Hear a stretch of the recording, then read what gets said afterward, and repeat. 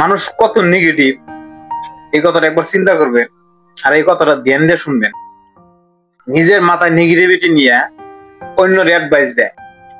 কথাটা আমার যখন 2 নাম্বার বাচ্চা হয় তখন ওই মেয়া।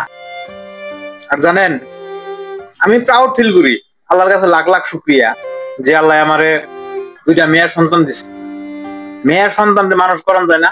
মেয়ের সন্তান ইনকাম করা পারে না? পারে।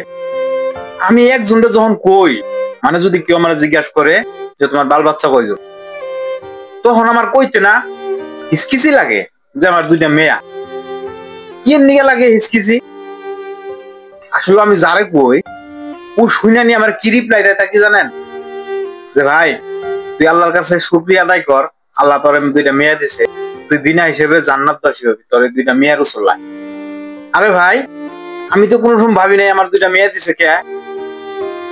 মানে আমি যে উদ্দেশ্যে তার কইছি যে আল্লাহ আমার 2টা মেয়া দিছে, তখনই ওর মাথায় নেগেটিভিটি এসে বললো তোর 2টা মেয়া দিছে, আমি ওর একটু সান্ত্বনা দিই।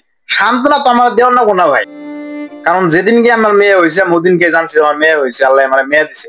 আরে ভাই, মেয়ে হোক পোলা হোক, এই দুনিয়ায় বহুতে কাইন্দা মরতাছে একটা মেয়ে সন্তানের জন্য, এমনকি সন্তানের জন্য।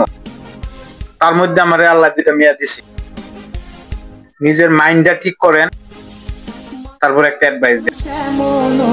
আছে কলিজা ভুনা কইরাও দিলে কইব লবণ কম হইছে।